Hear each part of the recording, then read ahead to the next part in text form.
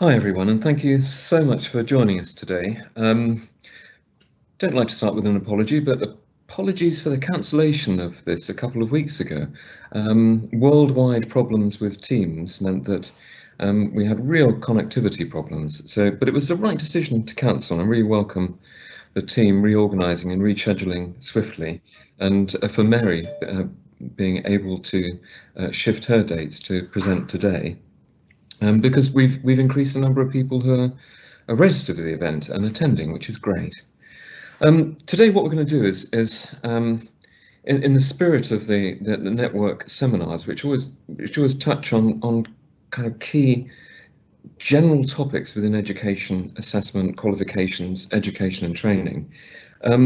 We're not just going to focus on the issue of a natural history GCSE, but Mary's going to look at the process by which somebody outside the qualification system has engaged with it in order to encourage the development of a new qualification. It raises all sorts of issues about the way in which these things are done.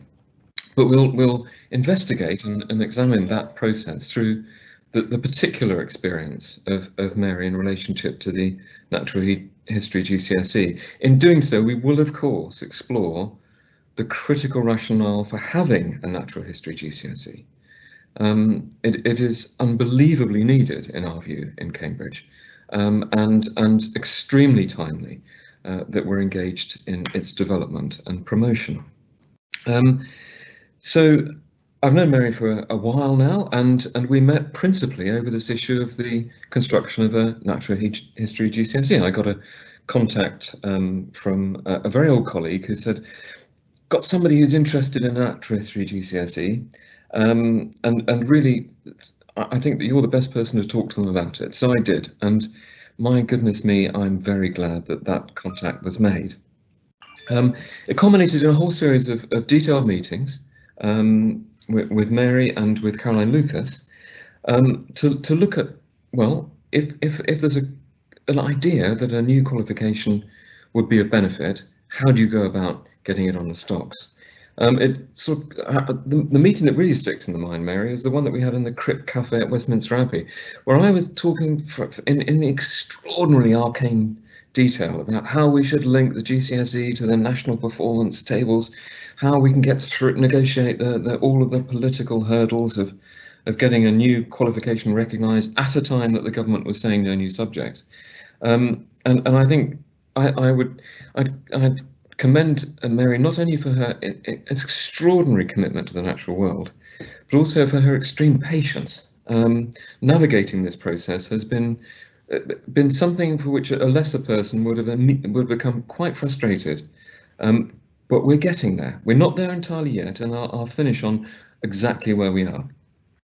The rationale, of course, is incredibly profound. I mean, Robert Macfarlane at Cambridge, also a prolific author, was talking a couple of years ago about decay in language, and he was examining how certain species terms and just everyday terms about objects in the environment have decayed and disappeared from normal speech. And his point, absolutely critical, is it's not just about language. It's about how we see the world. It's about how we engage with the world. And what Mary has emphasised so strongly during this process is, just as the consciousness of young people has become elevated in relationship to how we should care for the natural world, so the proximity of young people to the natural world and their specific understandings so necessary for that engagement have decayed. And that's what the natural history is engaging with. We believe it's vital to have a natural history GCSE to ensure that everyone has the understanding of the natural world, as well as engagement with it, getting out there, getting hands-on, observing, doing. But we're not overclaiming for it. We're not saying that this is the answer to the development of social knowledge, political action around protecting the natural environment, engaging with the natural world. We do see it, however, as an essential part of the jigsaw. We think it's important that the natural history GCSE and the education processes which go with it are an antidote to fatalism, which can so easily beset I think, society these days in relationship to the extraordinary challenge which climate change and change in the natural world is presenting us with. We consulted widely on the Natural History GCSE. It's now a very, very mature process of development in relationship to the GCSE. We had 2,000 responses to a consultation that we ran. It was overwhelmingly positive. And what I felt very positive about was that all of the problems which were raised in the course of that consultation were things that we could have a response to, either by adjusting the specification or giving advice around how it could be implemented or developing additional support for development and implementation. And I've been involved in a lot of consultations in education. Seldom are they as positive, seldom are they as confirmatory of the direction of travel as this one. We've had astonishing levels of support from the Natural History Museum, Natural Association for Environmental Education, and so on. The big organisations in this field, Field Studies Council and so on. Key figures, I was talking to Lord Lucas yesterday, who's promoting this in government and promoted it in his local festival in Eastbourne. Individual teachers, schools and young people. It's currently with the DFE for decision. I mean, this is a very detailed specification, it's well advanced, it's on the table. The trouble is there's an awful lot else going on, as you're well aware. And both Ofqual, the organisation which will be responsible for giving final approval after the recommendation of the department, with the department are fully engaged on delivery of qualifications for summer 21. So we're trying to chivvy it along, but there's a lot of stuff on the desk alongside it. We also think, by the way, this is an easy one. It's an easy political decision. There's some big positives that would come out of approval. So we're encouraging them as best we can. They've also asked some very good questions.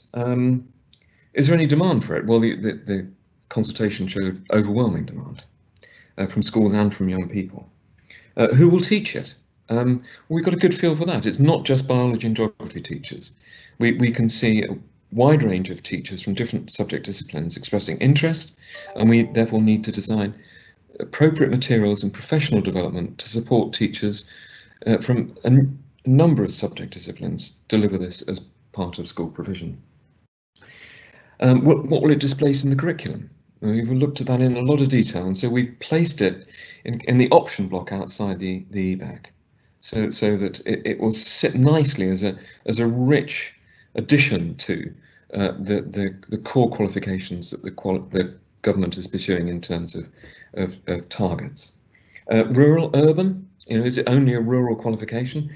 Well, in the urban environment, we said, well, maybe you need to think at a different scale. Maybe you need to think about mosses on walls, insects underneath bricks, the corner of gardens, the corner of parks, as well as the kind of scale that we typically think of the British landscape. So you can see how keen I am on it personally, and it didn't take me long in the discussions with Mary and Caroline to become committed to both drawing this up and getting it in the political process. So I'll finish and I'll read from the summary of Mary's career in her recent book, with Beak, Tooth and Claw, which has proved quite controversial, I think, Mary. So Mary's a leading conservationist, producer, writer and author of 2 books. John Muir, The Scotsman Who Saved America's Wild Places, a great book. In 2017, awarded the BTO Dillisbury Medal for Outstanding Communication in Science, and 2018, the National Gamekeepers Association Bellamy Award for Nature Conservation. 2019, the World Wildlife Trust Marsh Award for Wetland Conservation, and she's particularly been engaged with curlew conservation, includes meeting with politicians in Downing Street, and it included walking the talk as well as just writing.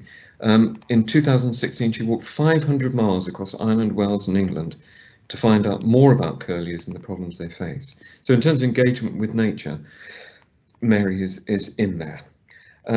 Mary's written for Guardian, BBC Wildlife Magazine, Country Life, The Tablet and many other publications. And it says here, as I've described, is spearheading the instigation of a GCSE in natural history. She makes nature documentaries for BBC Radio 3 and 4 and is a public speaker on the natural world and environmental issues.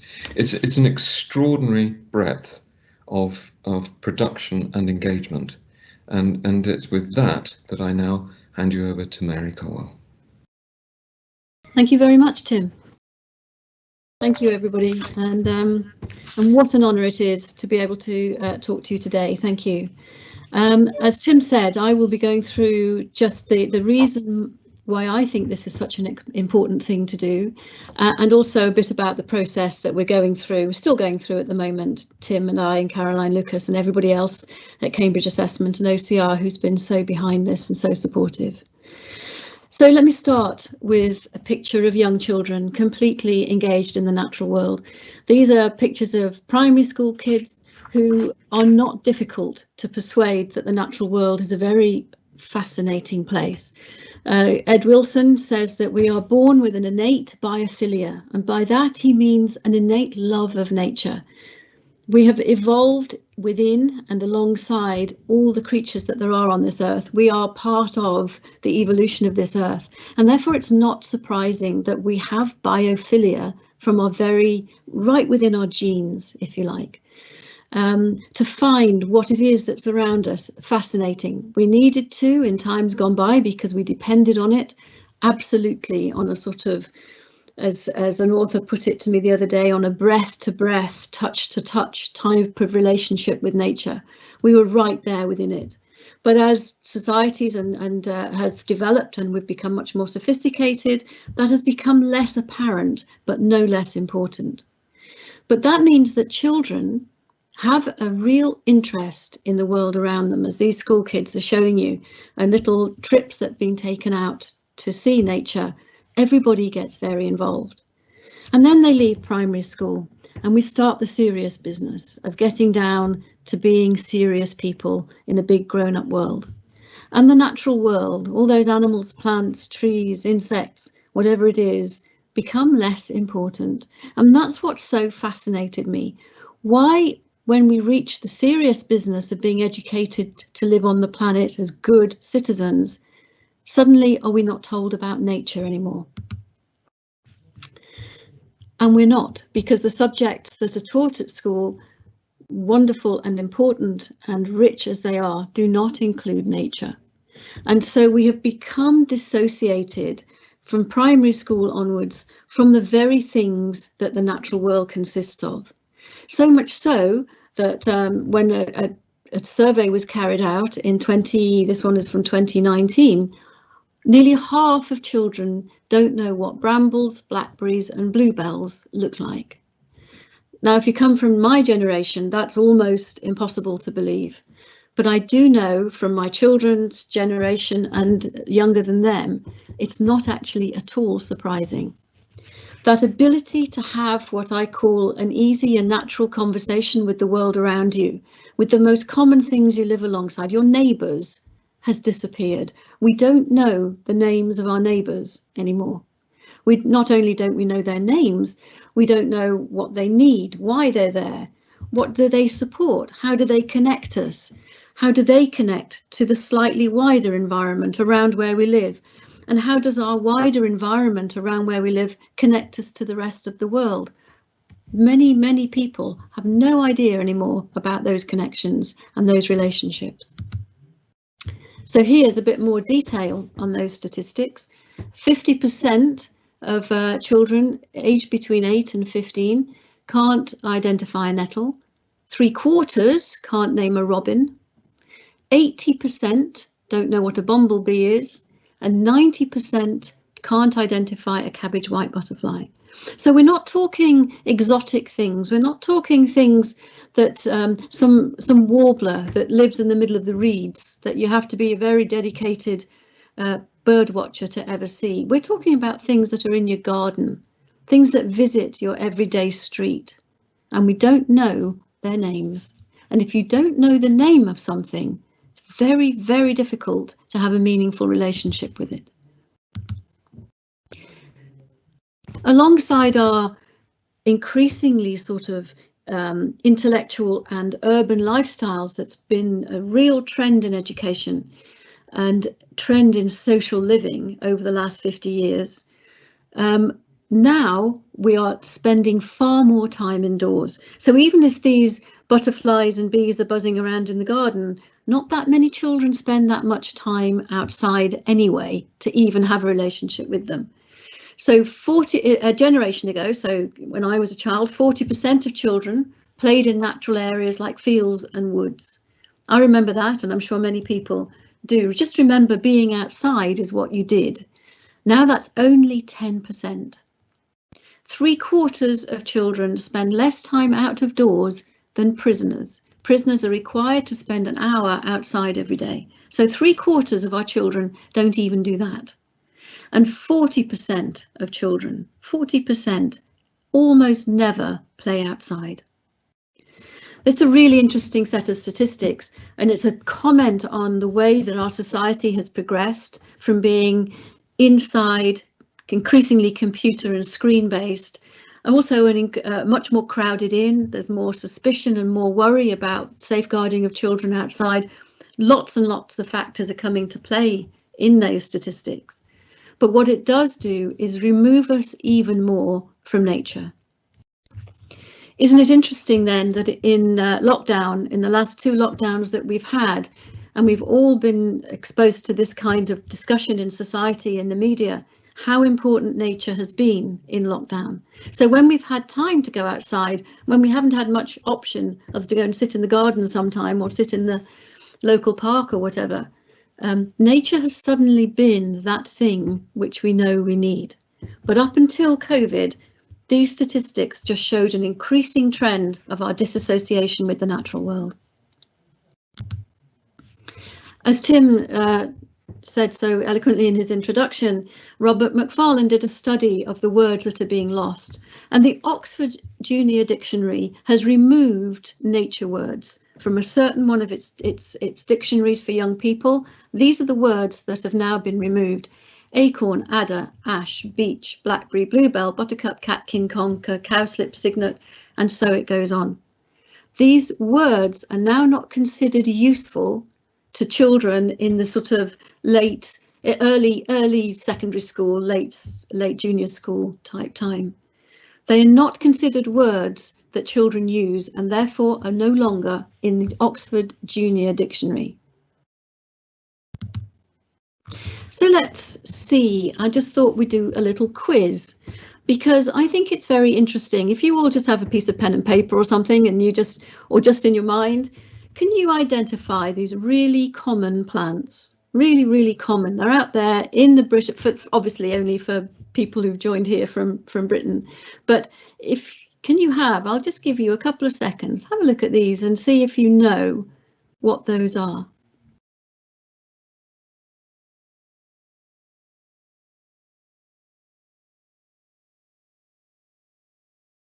Very pretty, very beautiful things. Give you another couple of seconds. If you could just jot down. And then do you want to try and score yourself? Here we go. Top left, a dog rose. Then we have a honeysuckle. Then we have enchanter's nightshade. Then we have kingcup, cornflower, scarlet pimpernel, forget-me-nots, and ragged robin. Common wildflowers in Britain, and it'd be very interesting to know how many people got those right, or even a proportion of those right. And that's not to say, isn't that terrible, you don't know. It's just a little example of how something so common may well not be that familiar. Let's have another quick one. Do you know the difference between a stoat and a weasel? Do you know why they live, where they live, and what sorts of things they feed on? Do you know the effect that they have on a local environment if you have stoats and weasels living with you, and you're lucky enough to have stoats and weasels living with you? Do you know where they form, where they sit in the great hierarchy of mammals that exist in Britain? Many people don't know the difference between those two. Two very common bats in Britain. Do we know the one that eats insects from the surface of water, and the smallest bat in Britain? Do you know those? Do you know where they live? What the effect they have in the food chain? Where you're likely to see them? The one on the left is a Daubenton's, the one on the right is a pipistrelle. Two of the most common bats in Britain. It'd be interesting to know how many people feel that, oh yes, I know the bat that eats insects from the surface of water, and you'll see it all through the summer months. The only reason I'm showing you this is to give concrete examples of really common wildlife that actually is out there and is still thriving in this country, albeit in far fewer numbers than used to exist, but still lives alongside us. And it'd be interesting to know how many people feel they know these things. And how does our British wildlife connect us to the big international picture? Do we know the migration routes of the Brent geese? Do we know the migration of swallows? Do we understand what birds and butterflies? Do we know butterflies migrate? And do we understand where butterflies migrate from? Butterflies, great migrators like birds. How our natural history in this country connects us to the wider world, because animals don't see our boundaries. They don't see our political divisions. They just see huge land masses and landscapes upon which they survive. Now, we need to know how we are connected to the rest of the world if we're going to make sure we have a vibrant living world around us. So very, very few creatures just depend on the little patch of ground that we can see around us. Most creatures, vast majority of creatures, are travellers, and some are world travellers. It's absolutely vital we understand our connection to the wider world. And do we understand the cultural connection of nature?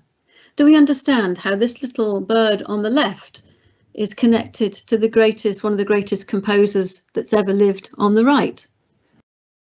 On the left is an ortolan bunting, on the right is Beethoven. Beethoven's symphony, which we all know, da-da-da-da, da-da-da-da, is the call of the ortolan bunting. That's where he got the inspiration for the opening of his Fifth Symphony. Nature feeds into our creative processes in such an elemental and important way. It is totally enmeshed in who and what we are, in the way we think, in the way we speak, in the way we interact with the natural world. How we relate to nature is absolutely vital to us being full and complete human beings. Even in our language, sly as a fox, courageous as a lion, wise as an owl, a viper, we call someone a viper, the hawks and the doves, the vipers and the doves, eagle-eyed. We know all these sayings because we relate to ourselves through the natural world. The natural world gives us a prism through which we can understand ourselves. They speak back to us. And so when we lose the natural world around us, we lose the ability to actually understand who and what we are. We lose simile and metaphor for human behaviour. So it's far more than just ecology. Understanding nature is far more important than just being able to fill out a data sheet. And all this disconnection to the natural world, all this extraordinary break in our conversation and our relationship with nature comes at a time when we are living in one of the most depleted times in the whole history of the earth for the natural world. The red list, the UICN Nature Red List, says that more than 27,000 species of animals and plants on Earth are threatened with extinction. That's 28%, over a quarter of all assessed, not just declining, threatened with extinction. We are living against a backdrop of a hugely thinning out natural world. And some of those statistics are horrendous. The amphibians, one of the worst hit groups, frogs and toads and newts, disappearing right in front of our noses. And back to Britain itself, we have been defined as one of the most nature depleted countries in the world. The rate and rapid decline of the abundance of nature in Britain has made us one of these nature thin countries. We tend to look outside and say, oh, those people out there, they don't know, they shoot things, they don't live with respect to the natural world. We don't have to look very far other than our own backyards to see what a state Britain is in. And I think to read that, the UK is one of the most nature depleted countries in the world, actually are words that are almost too difficult for me to read. Despite having a history of Charles Darwin behind us, David Attenborough, Gilbert White, all the great naturalists that have lived in this country and are alive today and are doing wonderful work, we are still one of the most nature depleted countries in the world. And I think most people don't realise it because most people don't have a relationship with nature. Therefore, quote from Ray DeYoung, an environmental psychologist at the University of Michigan, if environmental education worked, we wouldn't be having the problems we're having. If environmental education worked, we wouldn't be in this mess. That says to me that environmental education plainly is not working. More and more interesting work is coming out, more and more study. So we're going to have to do something about this. How do we increase the next generation, the number of people in the next generation who want to conserve the natural world, who want to do the right thing, who want to get involved in conservation and sustainability and increasing the health of the planet?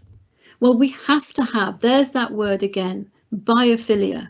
Children with biophilia, whose biophilia is naturally encouraged, are far more willing to go into careers to do with conservation or be involved in conservation than those where their biophilia is not so important.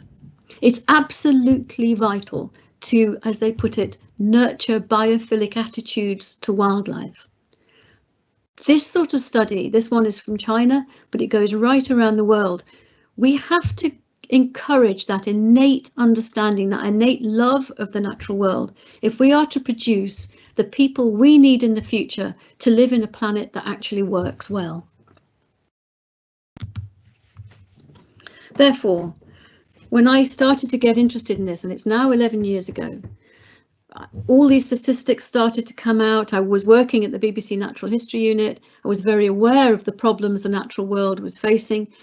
And I really can't explain where it came from. It's one of those moments where you just think, I remember when I came up with the idea, but I can't remember what triggered it or why. It was just almost like a growing worry and concern about all the things I've just talked about.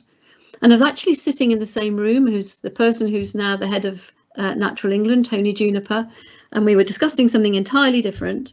About a completely different subject, and I just looked to him and said, Tony, what do you think about a GCSE in natural history? And immediately he said, what a brilliant idea. Why haven't we done that before? That is like one of those ideas that comes up and you can't believe it isn't already in existence. And he was supportive immediately. And so straight away there was quite a lot of interest. He wrote an article for The Guardian and a few people picked it up and it was kind of chatted about for a bit and then it dropped out, because I didn't know what else to do with it. But I started sending these leaflets. This is part of a leaflet I sent out to people saying, what do you think? Do you think this is a good idea? Overwhelmingly, the contacts that I sent it to, nearly all in the natural world, people I know in the natural world, that's a fantastic idea, I'd support it. So then I didn't know what to do with it and I sort of struggled to know what to do with it. But then I decided to do one of these government petitions, develop a GCSE in natural history. And this went out in 2018, I think it was. And I put it out there to say, who agrees with me? I don't know what to do with this idea because I don't know anything about education, but who agrees with me? Very quickly, it got to over 10,000 signatures. And it was due to run for another couple of months, but Theresa May announced a snap election and no government petitions are allowed to run within the period running up to an election. And so all petitions were pulled early from the government website. But we had enough there, 10,000, you need to get just over 10,000 to get a government response. So 10,026 was just enough to get a government response to this idea. And it was kind of depressingly expected. On the basis that natural history subject content is covered in the current national curriculum and in a number of GCSEs, And given the thorough and careful work that has gone into developing, designing and approving reformed qualifications, the government does not currently intend to introduce an additional GCSE in natural history. In that I read, we're doing it anyway, we do enough of it, just shut this conversation down. That's what I read from that response, that full response that appeared to the government petition. Well, I think that if education in terms of the natural world was working, then we wouldn't be in this mess we're in. So obviously, the amount of nature that's in the GCSEs that are on offer at the moment is not sufficient. It's not to say the GCSEs that we're offered at the moment for schools are bad. Of course they're not. That's not what I'm saying. What I'm saying is nowhere near enough nature can be incorporated into the GCSEs that exist already to give the people, the young people, the next generation, the skills they need to make this a better world. Again, the petition went nowhere, got lots of excitement, and then it went nowhere. Until suddenly, and I didn't know what to do. I really, really was out of ideas. I was hoping just somebody would make it happen, I think. So naive. Then suddenly, out of the blue, on Twitter, personal message arrived from Caroline Lucas. I love this idea, how can I help? And then the doors opened. It was just like some magic fairy arrived, like Tinkerbell with a magic wand. And Caroline, through very clever politicking, got us a meeting with Michael Gove, who was then Secretary of State for the Environment, who I actually have to say was very, very engaged in the idea. He read everything we'd sent him and was very positive in a way that a Secretary of State can be very positive without ever being very positive. So he was very encouraging, gave us the name of a couple of people to contact, and through them we got in contact with Tim. Without Caroline, it would still be floundering around and I'd still be wondering what on earth I could do about this idea. Caroline opened the doors and was utterly behind the idea from day one. And then Caroline and I met Tim through OCR, and that's when the education started to roll. I got the political buy-in, if you like, or the political nod that the Secretary of State for the Environment thought this wasn't a bad idea, but we still needed to get education on side. Neither Caroline or I had any idea how to do that. And then in walked the second Tinkerbell in the form of Tim Oates, who said, here's my magic wand, I'm going to wave this and we're all going to make it happen. And I can't tell you, it was almost like I wanted to sit down and cry in the office when Tim actually looked interested in what it was. And not only did he look interested, he really started to take it seriously. And we started to talk much more seriously about how we were going to make this happen and what was needed. And the introduction into this extraordinarily complex world of education, I had no concept of at all. You can go through the school system and have no idea how education works at all. And Tim was the guru that led us through. And we ended up having, out of all the meetings, Tim referred to them earlier, the crypt of St Paul's, and not St Paul's, Westminster Cathedral. And we sat there, we did so many meetings and assessments, we knocked ideas around, we did all kinds of work on it. Then came the public consultation, which had this great response. People really want to know. And I wish I could sort of show you my little box where I put all the emails of support I get, which is so many people who want to have a GCSE in natural history, not just kids, but adults as well. If this becomes a reality, can I take it? Lots of adults say the same thing. And the GCSE Natural History Consultation came up with all these amazing statistics. 90% of people who responded to the consultation agreed or strongly agreed with the definition. 91% agreed or strongly agreed with the idea of a GCSE. 94% would like to have had the option to study it. These are really encouraging statistics, but I have to say I wasn't surprised. And then, as though that wasn't enough, Professor Dasgupta, Partha Dasgupta, was asked by the government 2 or 3 years ago to produce a document that showed how important the natural world is to global economics. So this was another take altogether. This wasn't just about getting people interested and understanding the world around them and perhaps going into a job with an NGO or something. This was a serious piece of work saying without a thriving natural world, we will not have a thriving economic system. And part of Dasgupta sent out a sort of call for lots of people to contribute to this review. And I got a message to say, we're interested in putting something about the importance of education into this, about nature education. Actually, he said, I don't think it will end up making the final report, but it's very interesting for me to hear about it. I think it's an important aspect I need to understand a bit more about. And we ended up having a little round table. Only not very many of us, many people from WWF took part, and we sat around. It was a virtual meeting, and discussed how nature can be incorporated into education and why it should be so. And at the end of that meeting, I got a message from Dasgupta saying, please would you write your thoughts down, and I'll see about encouraging them, incorporating them into my report.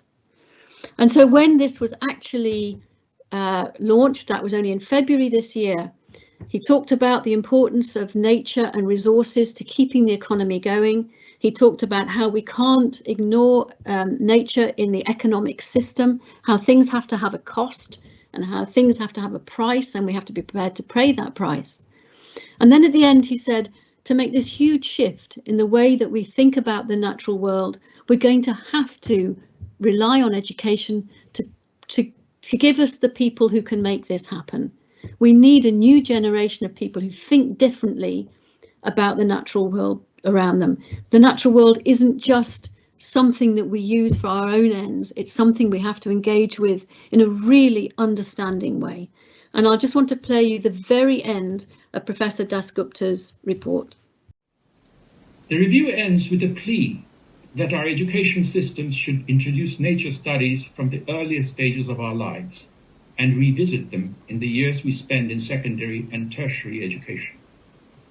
The conclusion we should draw from this is unmistakable. If we care about our common future and the common future of our descendants, we should all, in part, be naturalists.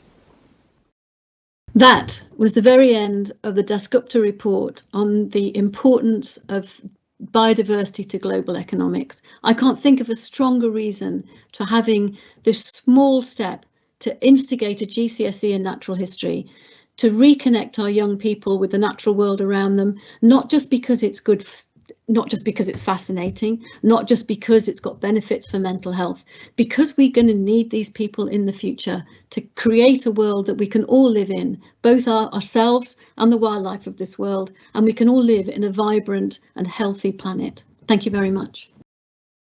Thank you so much. So thank you so much for running through the rationale, the kind of inspiration that led you to suggest this, the process that you went through in terms of negotiating the relatively opaque structures that we have in education, and interesting always to hear sort of the talk from the corridors of power in terms of, you know, who is supportive, how do they signal it, what kind of connections are made, how do things emerge.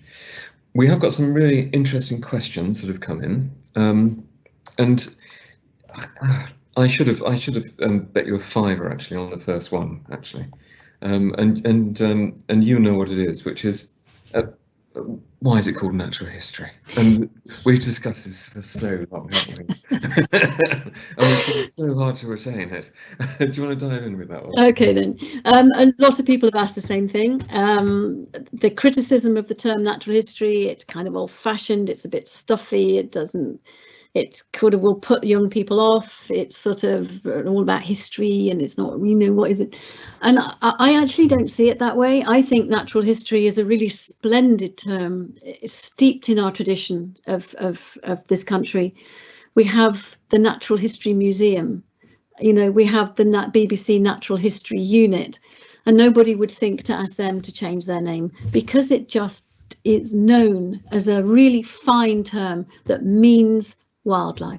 It means nature. It means how and what It means what we live alongside and how we interact with them. I can't think of a better term. So we've talked about it. It's not as though that idea has been dismissed. We've taken it really seriously, had lots of meetings, but nothing else comes up with the power and the eloquence and the tradition that wraps so much of this up into one little phrase, natural history. So I'm afraid we're stuck with it, and I champion it every step of the way. I think a couple of additional reflections. We haven't had, for example, huge pushback from young people over the term, which is interesting, which is where you would think that it would really arise from. And then when we've been talking to people whose first reaction is, "Oh, that sounds terribly traditional," when we explain what the qualification is designed to do, what aims it's trying to support, they say, "Well, actually, naturally is the best title for it, isn't it?" So I think we obviously do need to do a communication job in terms of content, aims, the focus, the sort of direction of travel in the programme itself. But the consultation itself has really indicated that we're okay with that title, I think. Now, the next question, Mary, is kind of one for me, but so I'll deal with it. Is Cambridge Assessment International Education, which is the organisation that offers our international qualifications around the world, thinking of introducing the same course in the IGCSE as well? And the answer is, well, we need to get GCSE first. That's the first bit of it. We need to actually establish the GCSE in England. There are challenges to developing it as a global qualification, which would apply equally in all countries, because there are very different issues around engaging with nature in different nations. I mean, really, there are real practicalities of safety and possible activities in some climates and contexts. Not impossible, but let's get the GCSE in England established, and then see what we can do in terms of international offer. Have you thought about international issues, Mary? Have you been contacted by people in other nations? Yes, definitely. And I think there's almost, again, this thing, well, of course, why don't we teach it? There's the people that I've been in contact with, mainly big NGOs, have said, of course, that makes sense. And how can we help establish that in America, in the Americas, in Africa, across the countries of Africa, in India, and so on. I have never come across anybody internationally or nationally who have said otherwise, who haven't seen the value of it. There are criticisms of it, which I'm sure we'll deal with in a bit, but they don't tend to be, oh, it's a really bad idea, people know more about nature. I've never come across that. And so if we can teach it through schools, and as Partha Dasgupta said in his report, it has to be systemic in society. It can't just be left to, hopefully, somebody who knows a little bit about birds and might teach you when you're a kid. It has to be systemic in society.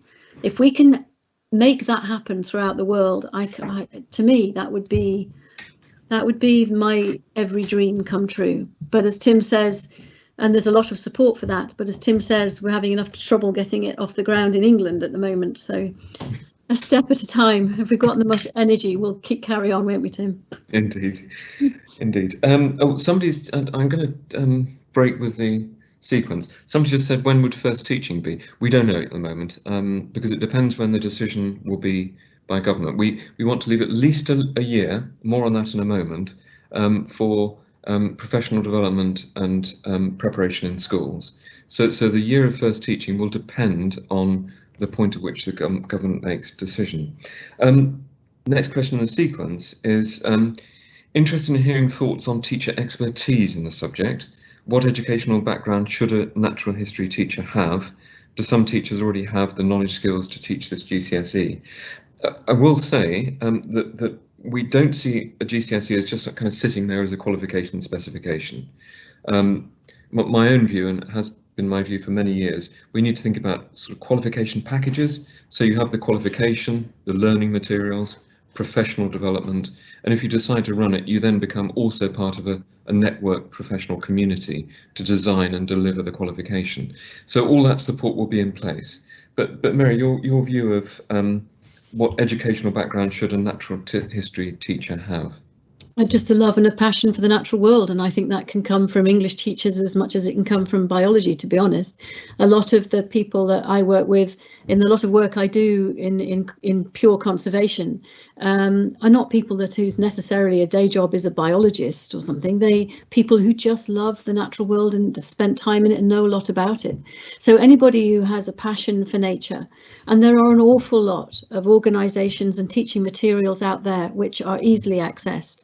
And it wouldn't take much of a training course to get everybody who's interested, if you're interested, up to speed to be able to teach to the level that the GCSE requires.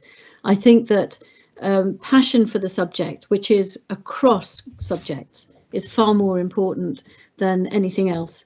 Everything else can be taught because the natural world is accessible to all of us, and there's an awful lot of material out there to help. I think that's right. I mean, another question just come in actually in terms of is there a reading list even from now for non-specialist teachers? And the answer is we are curating, we are listing and then curating all available materials, and there's brilliant stuff from the Natural History Museum, from the Field Studies Council and so on, which we want to make available alongside the qualification. That's really stimulated thinking to say, well, maybe we should actually make some of those available now. So we will consider that kind of pre-reading, the kind of pre-reading that we emphasise that students should do. So that's a very nice thought. Again, a specific one for Cambridge Assessment, Mary, but what relationship might there be to Global Perspectives course? That's a kind of an enrichment for advanced programmes. The GCSE A-level progression is one which we're quite engaged with actually. We do think it is a kind of curriculum enrichment for GCSE, and then people are saying, well, you know, what would people go on to do? Currently in the A-level stable, we do have the advanced project, and that could be on a topic of anybody's choice. And we've been thinking quite creatively, for example, about offering a prize for the A-level projects which engage with environmental issues and issues with natural history. So even now there are ways in which we could encourage progression through. One of the things about progression though, Mary, that we looked at was the extent to which HE is saying, yeah, actually biology's become very theoretical, geography too, and people are not coming up with the kind of observation and field study skills that we want them to have and they used to have. And we've taken that into account in terms of the specification, haven't we? That's absolutely right, and I think there's a real understanding now, a growing understanding that the skills that a good naturalist has is the skills that we're missing in society. That ability to observe quietly and over time, to understand nuance, to be able to have the patience and the fortitude to go out, no matter what the weather, to do something and to really become within it. That's really important. This idea to work with messy data, because the natural world it's not a laboratory. It doesn't do things the same way all the time. So to be able to work with data that doesn't quite fit or you're not sure why really gets everybody excited about being able to have a flexible brain to work with the surprises the natural world throws at you. To be able to understand how nature varies so subtly but so definitely as you move across the country. We don't always get that from the more theoretical systems-based approach that a lot of geography and biology have, vital as they are.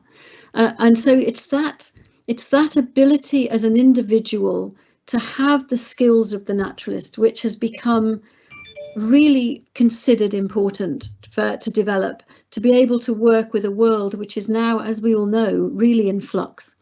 So dealing with a world that's becoming more unpredictable and more challenging, the skills of the naturalist are becoming even more important, I would say.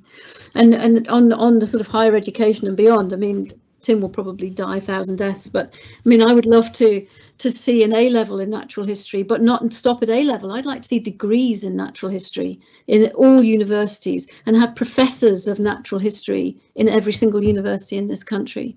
We used to have professors of natural history, not many. It's a wonderful title. I had a wonderful friend who was Professor of Natural History at the University of Edinburgh.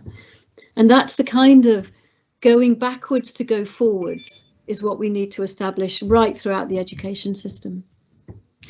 Thank you. And somebody's just mentioned, actually, will there be, is field sketching a feature of the requirements? Well, the answer is yes. I mean, we want to enhance observation engagement for the purpose of developing deep knowledge about structures, environments, species, and so on. And it's that linkage between the two. In many ways, the kind of thing we saw through the great flourishing of the amateur tradition of naturalists in this country that contributed so fundamentally to science. We want to try, sounds ambitious, but we think we have captured that in the specification. And just on that, Tim, the ability to create really good field notes is such a skill in itself. And you don't have to be a great artist, but you have to understand that you put something down on a notebook actually is recognizable and means something and relates to reality. These are really important skills that so many people, myself included, have that's just been lost along the way. So that bridge between sort of almost like an artistic expression and the science is really met in natural history. I think your initial quizzes perhaps suggested that the GCSE would be very, very focused on naming, and so one of the questions was identification, naming of species, the most important aspect of nature knowledge, and yes, classification, observation, classification, construction of field notes feature in the GCSE, but it is part of a process of developing deep and wide knowledge about species, interactions, environments, how to observe them, how to make inferences, gathering data, and so on. So it's not the most important aspect, but it is a key aspect, isn't it? Completely. So I only put those little quizzes up as a bit of sort of like fun, really, but also to remind people how, we think we know, but maybe we don't. And I was the same when I was putting them together. So it is just a measure of the naming is like step one, and there's lots and lots and lots of steps to go with natural history. You're not a natural historian just because you know what a blue tit is. You're a natural historian because you can name a blue tit, but you also know what a blue tit eats, how it pairs up, how many eggs it has, where it chooses to nest, how does it relate to the other birds in your garden, and how does it fit into a woodland ecology. That's what natural history is. The naming of it is just step one. And so linked to taxonomic understanding of the origins of particular organisms and their functions. Completely. So we've got about 7 minutes to go, and lots of questions coming in. Quite some questions which reinforce absolutely what you've been saying about higher education and the idea of it could lead to considerable development and progression having a GCSE. But somebody has said, well, why an exam? Our system is dominated by exams. That question is coming up as a result of pandemic. Why GCSE? Why A level? Why exams? And it is true that in education systems in the last 50 years we've seen rather dysfunctional and mechanistic teaching to tests. We don't like that, and we're producers of exams. We want exams to be demanding questions which both stimulate thinking and indicate what children understand and know and can do. And exams continue actually to have a function, we believe, because of fairness. Same people asking the same questions and also being asked by people who are independent of the context in which the learning is taking place, which can improve fairness. And whether we like it or not, exams do motivate young people. I mean, it does provide them very clear targets and does stimulate them to acquire knowledge that they wouldn't otherwise acquire. But you described the kind of lightning moment where you had the idea of a GCSE. What sort of feelings around that? Is it, oh no, we need a GCSE? Oh no, actually it would be really positive to have a GCSE. No, it's really positive. How you feel about it? It's a really positive thing, and I think all of us can go remember back to school days and think, oh, that teacher was so inspiring. And that's what I had in my mind. Richard Feynman put on Twitter the other day, you don't need perfect teachers, you need really happy, positive teachers. And I think the natural world, I could just imagine that some of the people that I work with pretty much every day, these really great naturalists in the country, being able to enthuse a young person, that to me would be, it's not about stuffy exams, it's about being given the knowledge and being shown that you've got that knowledge and imparted by people who brim with wonder at the natural world. And to me, it's just a way of gathering all that in and saying, if you want to do this, come and do this GCSE. It's going to be an amazing experience. And it's probably for a lot of the kids, I live in the centre of Bristol, and literally the street below me, there's big council flats below me. It's probably, for some of those kids, it will be the only exposure to natural history they'll ever have in that. And if we can get teachers who are so full of that wonder and joy, that will just spread out and out. So it's the way that our mechanism, I mean, I don't know whether exams are the best way to go, because I can't think in any other way, to be honest, Tim. It's what my world has been full of. Well, we think we can make them a highly motivating and engaging experience, and creating really deep knowledge of value, both to the individual, society and the economy. So we will, exams will change, of course they will, in terms of the way in which they're undertaken, and respond to crises like COVID, but we think they have a really key role. We'll finish actually on a question related to what you've just said, this idea of the knowledge broadening out within communities. So a question was, the statistics on young people's knowledge of the natural world you highlighted at the beginning was shocking. But what do we know about adults' knowledge of these outside the classroom, families and communities? Surely they can also play a role in sharing knowledge of our stewardship and understanding of the natural world. You want to finish on that? Yes, thing? I think that's a really good point. And I think if younger people talk to their grandparents really about what it used to be like, what was it like to live in a world where you'd walk outside and it was full of butterflies and it was full of birdsong? We need to get their understanding and their experience of living in a nature-rich world, to give young people the excitement of that's what could be. And I think that's what inspires me so much. We could have a vision of a nature-filled Britain, and that's what inspires you. You're not inspired to do it because you're worried about climate change or you're worried about biodiversity loss. You're inspired to do it because you just want this planet filled with life again. And I think if we can instill that hope and that vision by talking to people who just about, like probably you and I do, Tim, remember what it was like when the dawn chorus was really loud, when the flowers were full of butterflies, when salmon still swam up rivers.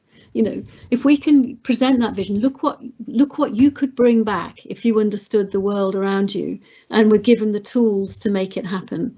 That's the way to inspire people. There was a sociologist who wrote about, sorry, I can't remember his name off the top of my head. I should have put it in the presentation. I'll look it up and send it to you. But he looked at what inspired communities to undergo revolutions. What inspired the French Revolution or the Russian revolutions? How do you get your normal guy who normally runs the local shop or a butcher or a baker to go and take up arms and change the world? What do you need to do that? And his conclusion from studying revolutions, human revolutions through time, was that you don't do it by telling people, if you don't do it, it's going to be terrible, or you don't do it because if you've got to follow me, or there'll be some price to pay. You don't do it by negativity. He said, and his phrase is, you kindle and fan an extravagant hope. That's what you do to create a revolution. You kindle and fan an extravagant hope. And if we can create a nature revolution in this country by kindling and fanning the hope of young people, and that GCSE is a fundamental part of that, wouldn't that be a wonderful way to progress forwards? Thank you very much indeed. And I think one of the things that's worried me is the extent to which some of the discourse has been between young people who are concerned about the natural world and older generations and institutions that aren't. And I think an institution like Cambridge putting together a natural history GCSE for young people, consulting them in its development and designing it in the interests of everyone, is moving away from those kind of oppositional debates and creating concerted and concerted action consensus. So I'll draw it to a close now. Thank you so much for presenting to us today. I know you're off to quite remote places very soon. I hope you have a good time. And can I thank the team for putting this together today, and for everyone who attended today. Thank you very much indeed, Mary, and thank you very much. Thank you very much, everybody. Thank you.